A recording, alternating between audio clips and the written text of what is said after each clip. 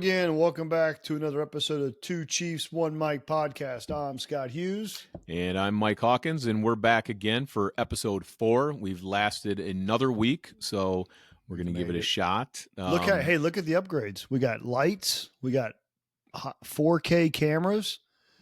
I'm wearing a suit. I just got out of a meeting, so a quick little change, but I like it. You know, we've got our millions of followers leaving us comments and talking to us, reaching out. And again, we had a guest last episode, and I know we probably have 5 or 6 that are on tap that want to come on. It's just kind of coordinating times. But, you know, we touched on in episode 1, and maybe even a little bit in episode 2, about the things you're going to experience as a chief. And some of the things were meetings and what we didn't know. You know, it's busy. It's reaching out and coordinating with the public and being at events. And you had an opportunity this last week to do something really special.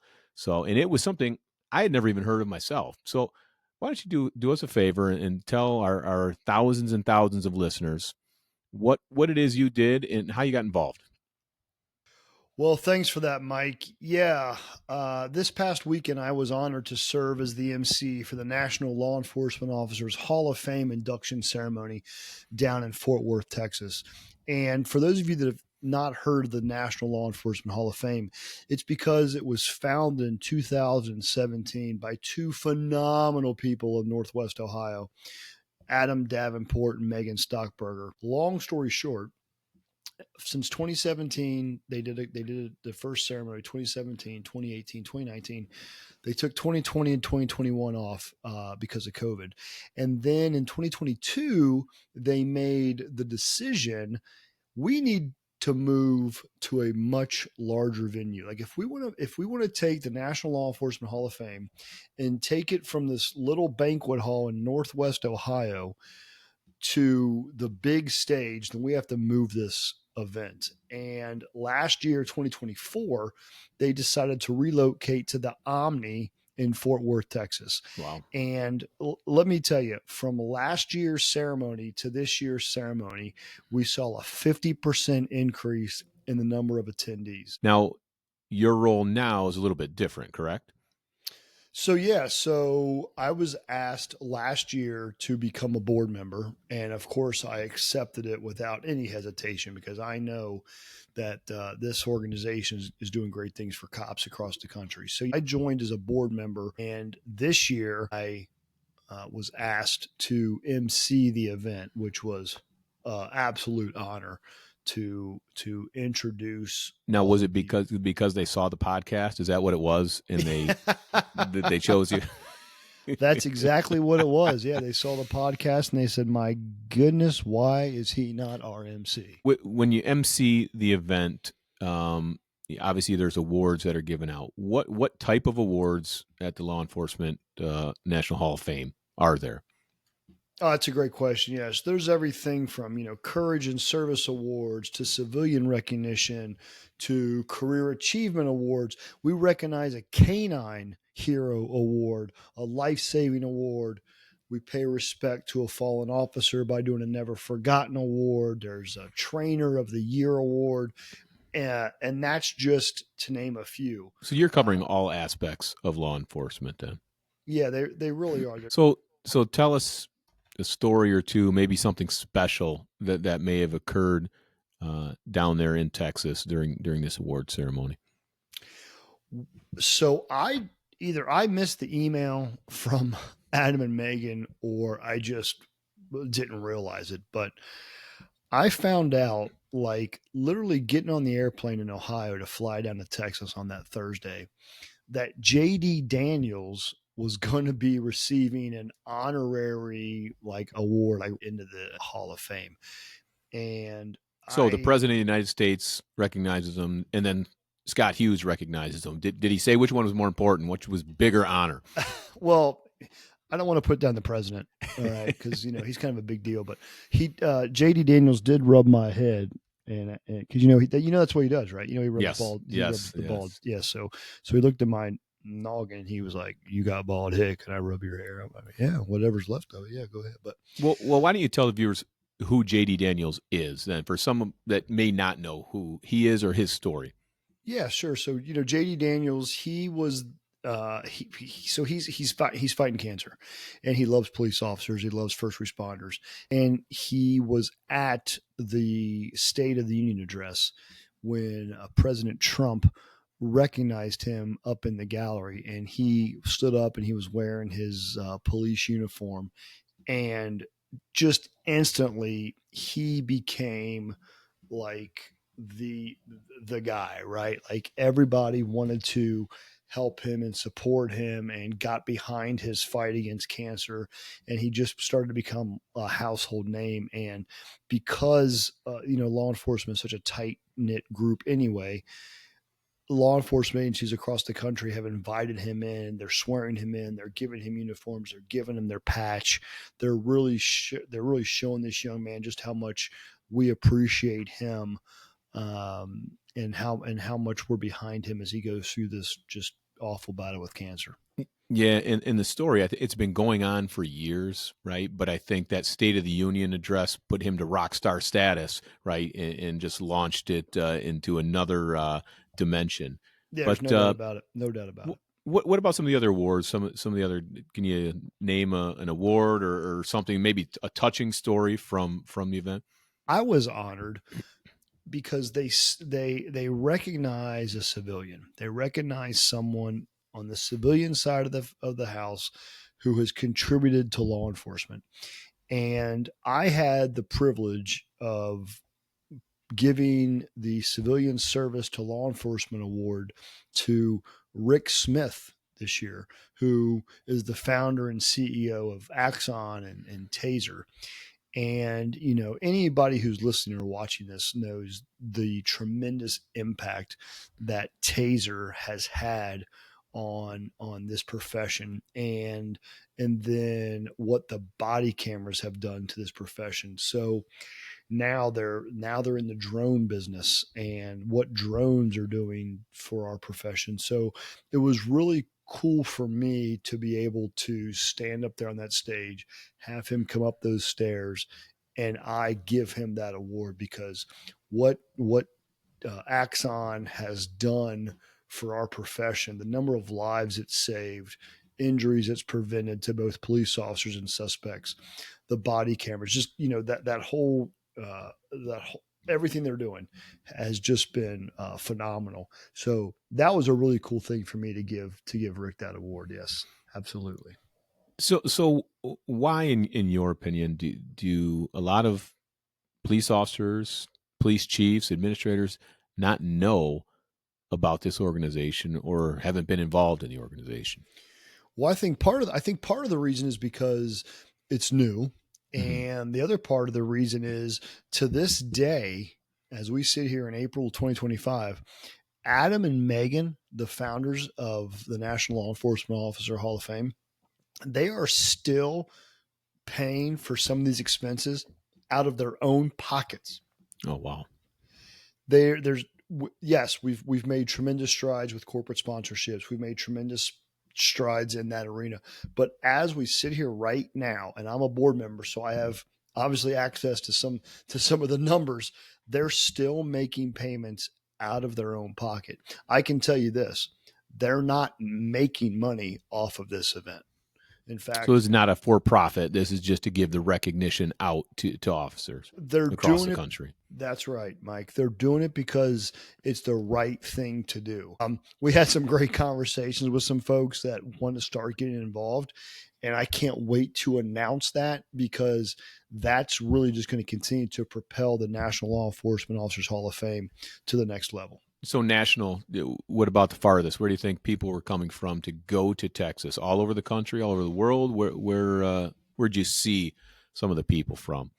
Definitely all over the country. Let me ask you this: outside of the national one, what do you think is the importance of chiefs like you, myself, others maybe listening, giving recognition to officers?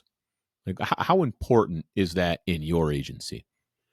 Well, I think it's no different than what we've said in other podcast. It's you got to take care of your people.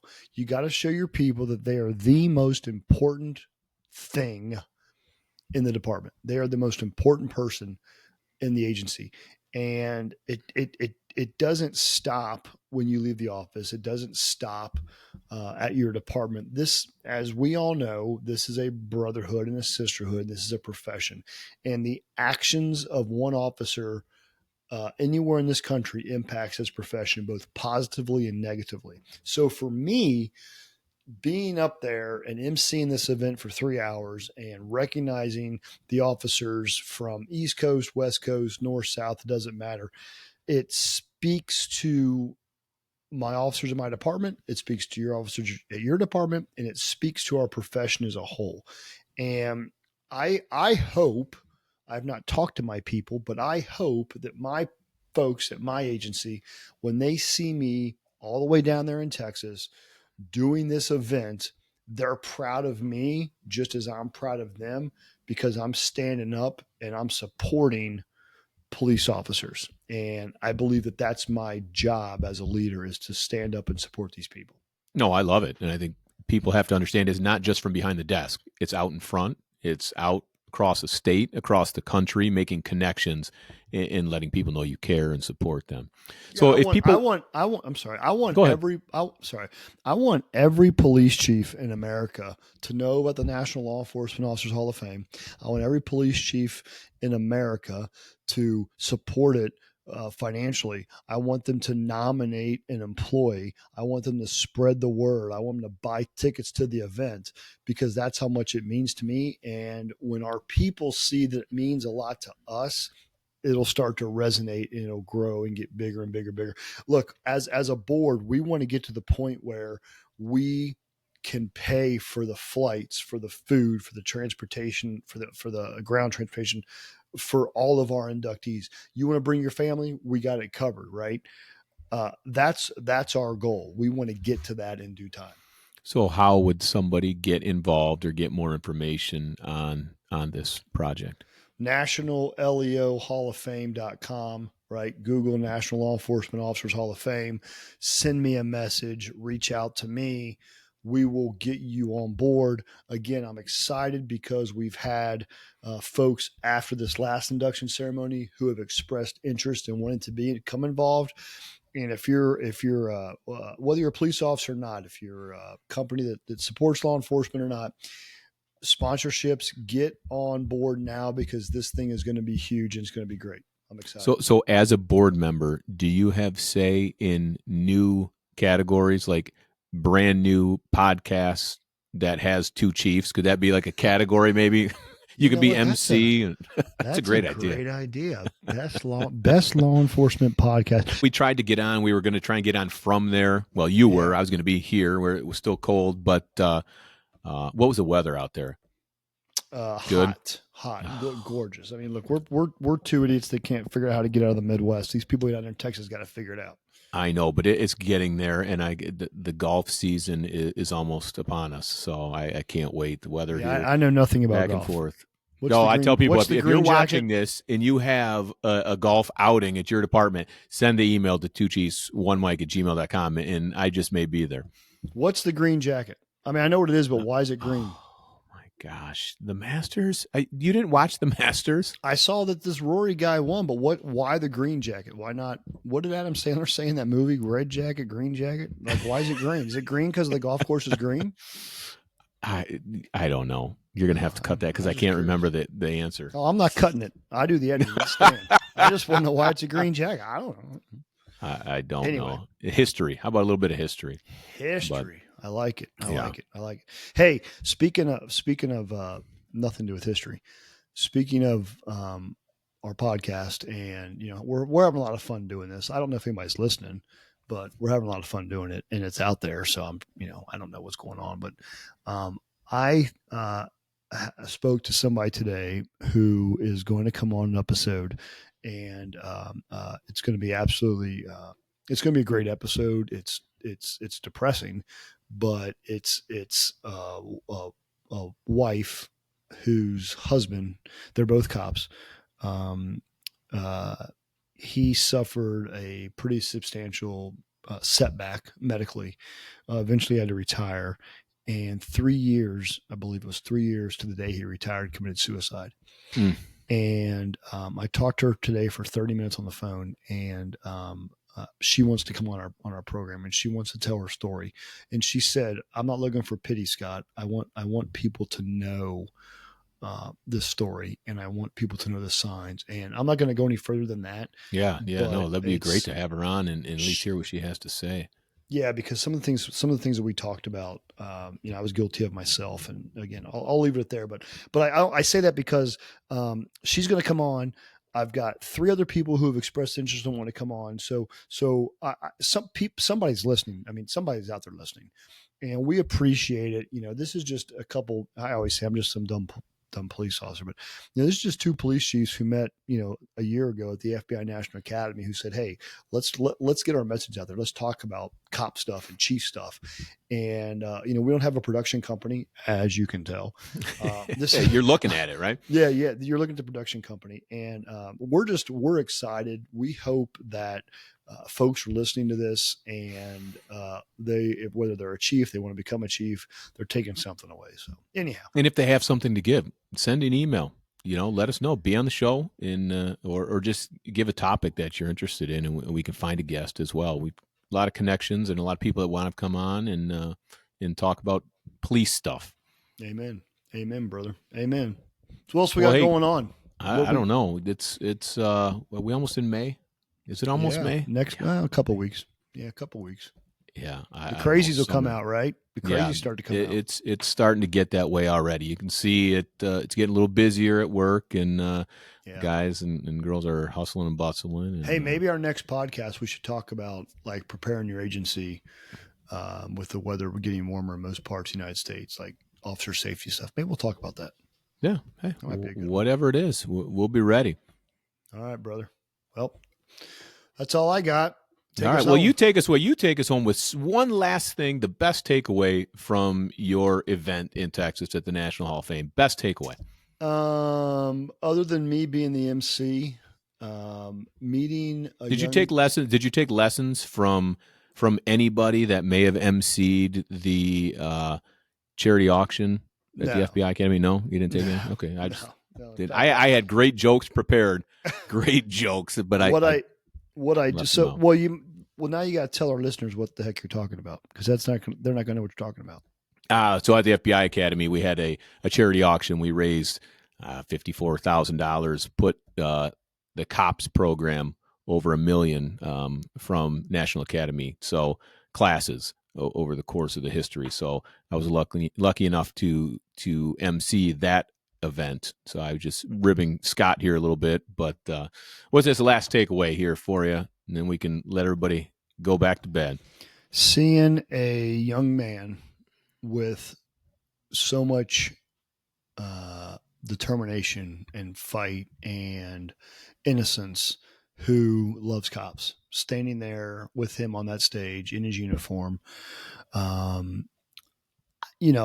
don't know how bad his diagnosis is. I don't know, but I can tell you that as a father, it almost brought me to tears just seeing him up there. But at the same time, I was so proud to be up there with him, and in some way, I hope that my little funny picture we took together, and him rubbing my bald head, brought it. I think it brought him some joy, and I just wish that kid the best of luck, and I hope this thing is behind him sooner rather than later. Please look up JD Daniels' story, and if you're in a position where you can support him, that'd be cool. And hopefully when you do the editing, you can put some photos on here, put the links on here, and for sure everybody can understand the story a little bit better. Yeah, absolutely. Absolutely, brother. Absolutely. Well, hey, that's all I got. So right. I guess I'll take it home. Thanks for tuning in. Hope you found some value in this, and please reach out to chiefs1mike@gmail.com, and we'll talk soon. All right. We'll see you later.